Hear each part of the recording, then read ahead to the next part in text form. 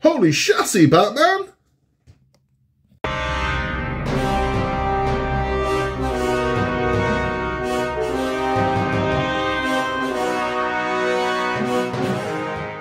Hello there and welcome back to Building the Boys. We now have issue 42 of Hachette's Build the Batmobile Tumbler. Now in this one, we get the largest individual piece we've received so far. However, as is partwork law, the bigger the piece, the less work there is. This is just the way it is. Sure as day follows night, sure as eggs is eggs, sure as every odd-numbered Star Trek film is terrible.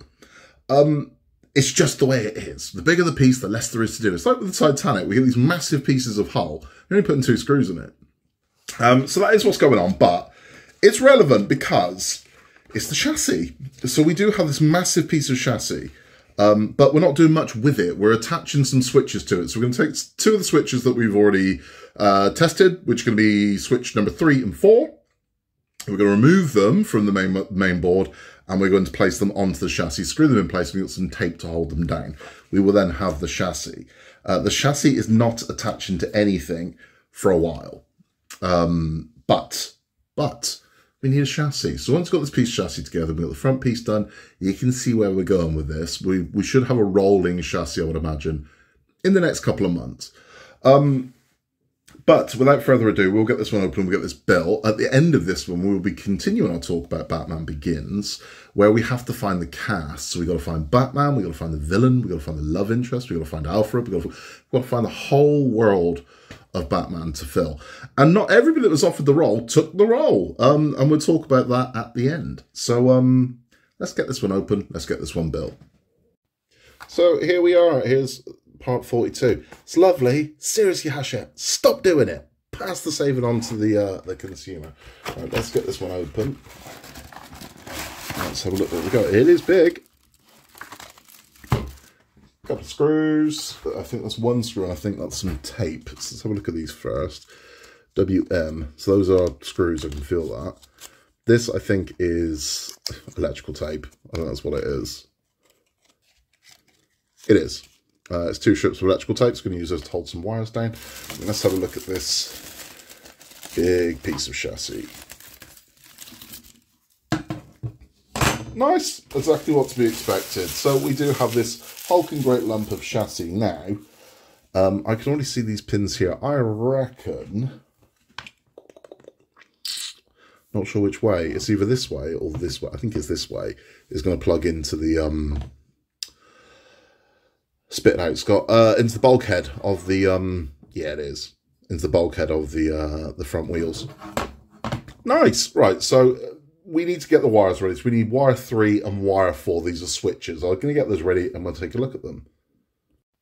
Okay, so here is our chassis. Now we are going to be focusing on this front section of the chassis here, and we're going to be installing switches in there. And the switches are going to hold. So starting with switch number 3. That's the shortest of the 2, but thankfully they printed the numbers on these. That's going to make life a lot easier. It's going to go this way round, so your switch is protruding out of the chassis like so. Then we're going to screw that in place with a WM screw. Now, these are these longer screws here. And because we're going into metal, we're going to touch the tip into the 3-in-1. We're going to go through the switch down into the chassis. He says, he hopes, he prays. God, that is a bloody small, there we go, straight down. And then we're going to just screw straight through into the chassis.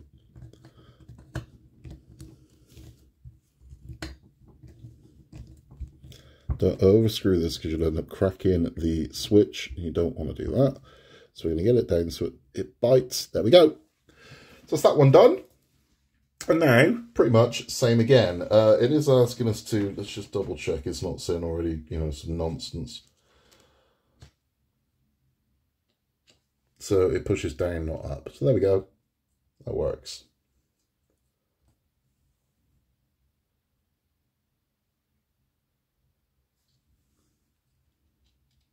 There we are. Perfect. Okay, happy with that. Right, let's move on to number 4. Okay, so now working on this side. Same again. we're going to take our switch, and that's going to sit in there like so. We'll hold this in with a single WM screw. Now, the last time I found it easier to do this by hand than hope that it was going to stay on the end of the screwdriver and then tighten it. Yep, and it is easier. And again, don't over tighten this, because the switch is housed in a plastic case, and if you over tighten it, all you can do is you're just going to crack the switch. So once it's held and it's firm, stop.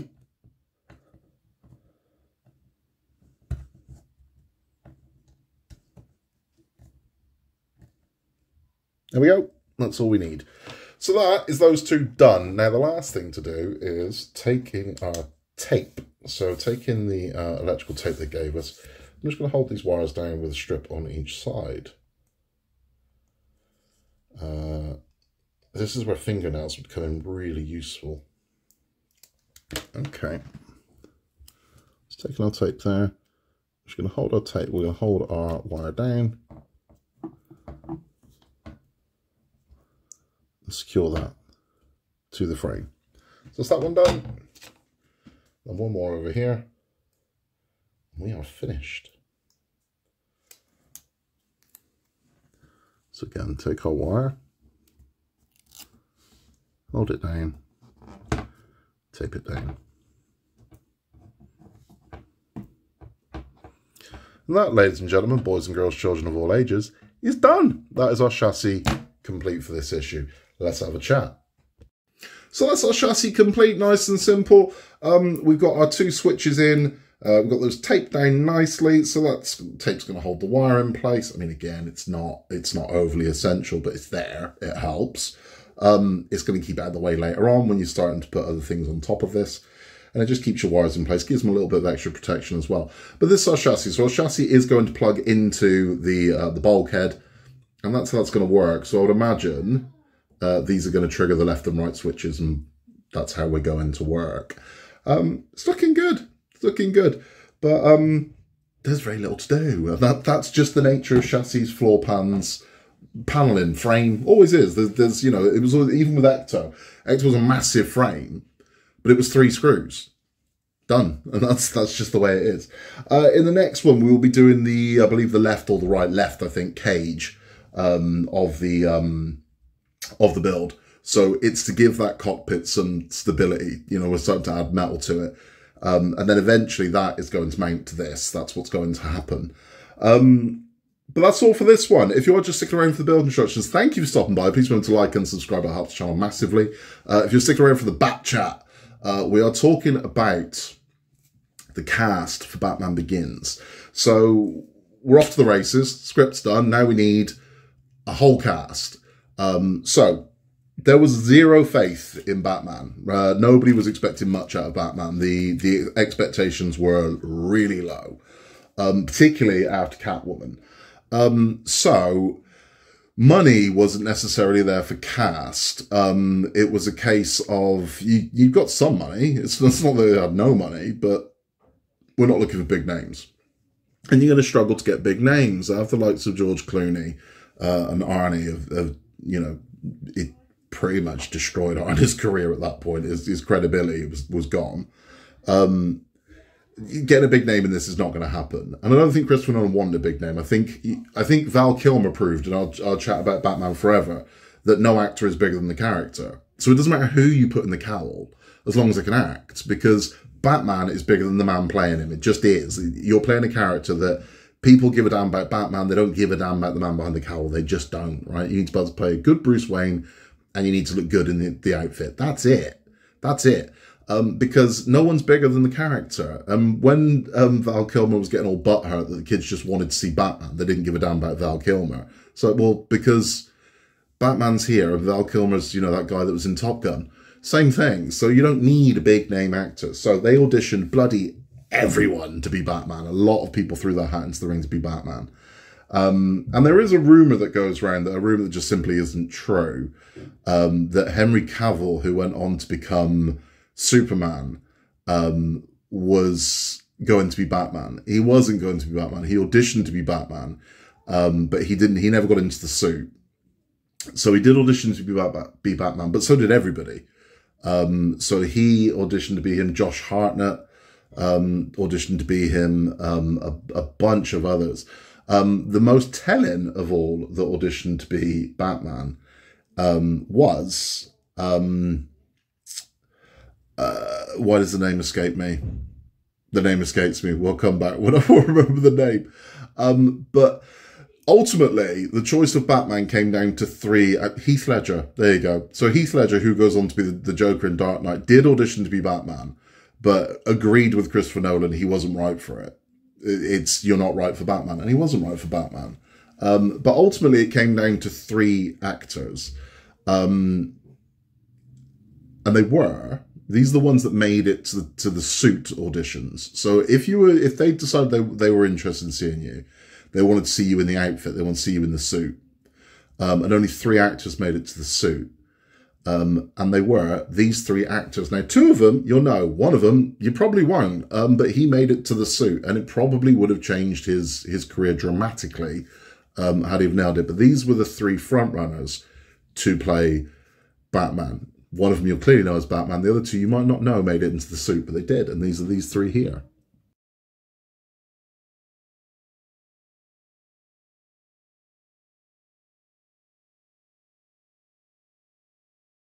So those are the three frontrunners. That was the shortlist. So we have Christian Bale, who eventually went on to be Batman. Cillian Murphy was this close. Cillian Murphy was number 2 to be Batman. And Nolan liked his performance so much that he became Scarecrow. His intensity was there, and it was, if Bale hadn't have done it, Cillian Murphy would have been Batman. So he cast him as the Scarecrow. And the third guy, you're probably thinking, who is that? That's Ian Bailey. And yeah, I get it. You're kind of like, well, he was kind of a jobbing actor. So he's been in a bunch of stuff. I mean, it's wrong to say, he's not known, because he is. But he's been in a bunch of TV and things like that. And he nailed the audition. He was really good. And he was this close to being Batman. But ultimately wasn't.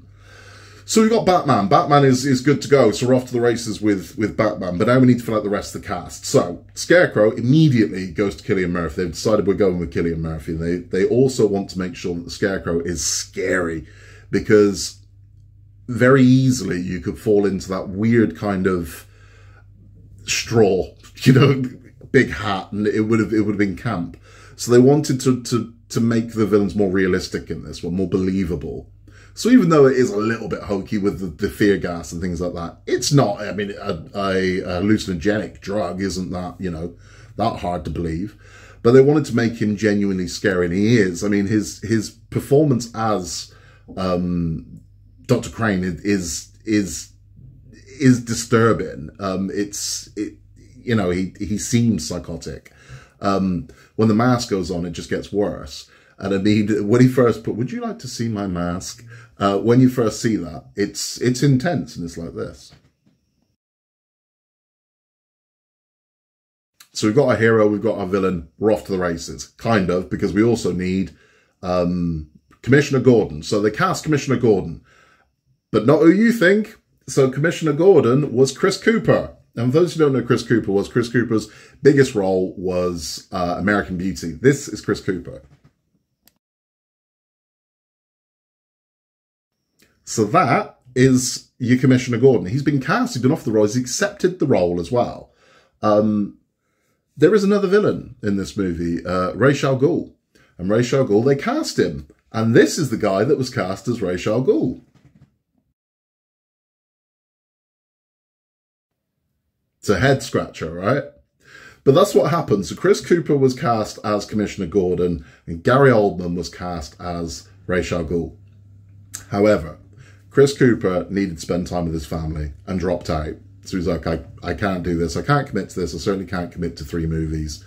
I'm out. So he stands down. They then move Gary Oldman into the Commissioner Gordon role, leaving the Ra's al Ghul role open.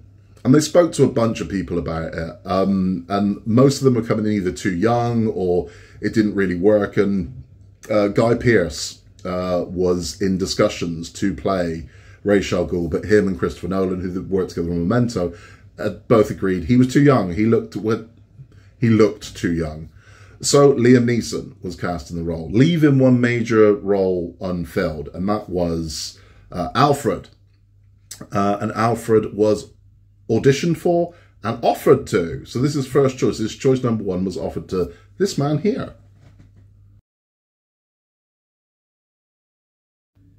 So Anthony Hopkins was offered the role of Alfred in the Batman trilogy. And they got to money negotiations, and then eventually he turned it down. He didn't want to do it. So it left them with kind of, okay, well, what are we going to do then? Because that is not an easy role to fill. It's not. You need someone that's actually going to nail that. And they really did when they got Michael Caine. And Christopher Nolan went to Michael Caine's house. He hand-delivered the script to him, and he had a conversation with him about what Alfred is. It's like, it's not a butler. That's not what he is. He is essentially the godfather of Bruce Wayne. He is the surrogate father of Bruce Wayne. But doesn't have the same sort of sway that a father would have. So has to, he has to be a mentor to him. And I think Michael Caine absolutely nails Alfred. I think it's the best portrayal of him we've ever seen on film. A great performance. So we have got a really good cast. We've got a stellar cast here. And then the other ones that filled out the cast were Katie Holmes, was the original Rachel. People forget that, but she was. And we then got Morgan Freeman playing Lucius Fox.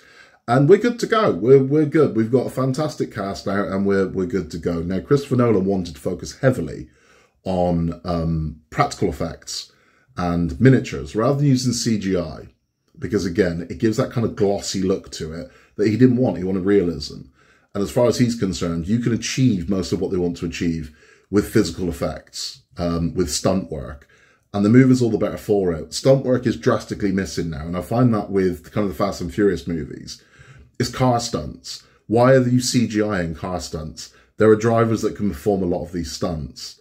And the movies would be better for it. But they don't. They tend to just CGI everything. He refused to do it. There's a fantastic scene in Batman Begins, which is Batman standing on the edge of a building, looking out at Gotham, on the top of a skyscraper.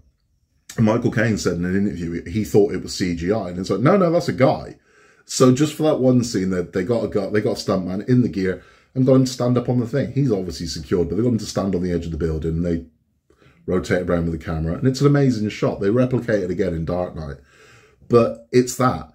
In Hollywood at the moment, they're like, CG it, right? Now, two things. One, to do it physically is going to cost a tenth of what that's going to cost to CG. Two, it's going to take a tenth of the time to do it physically than it is with CG.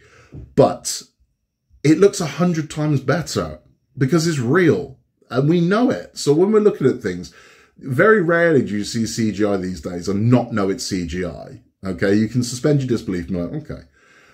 But when you know what it isn't, you look at it and go, wow, that looks stunning. And it does. And it's something as simple as standing a guy up on a ledge. That's all it was. But really good. Now, so we've got our cast. We've got the direction of what we're going to go with the film.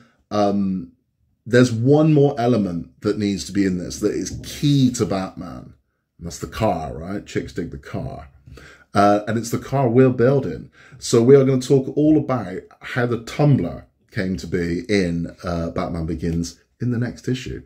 That's all for this one. If you haven't yet, please remember to like and subscribe. Helps the channel massively, and we just really appreciate your help. And we need your help in Gotham, fighting all these criminals in this Tumbler. It's easier, if we've got a whole gang of us. We're not all Batman. We can't all be Batman. Some of us are Robin. So that's all from me. If you've got any questions, please send them to buildingboys@outlook.com or anything else. You want to show us your work or anything like that, we're always happy to see it. In a world where you can be anything at all, just be nice. I'll see you very, very soon for issue 43 of the Tumbler. We'll build the left side of the cage. And remember, until next time, Gotham needs us.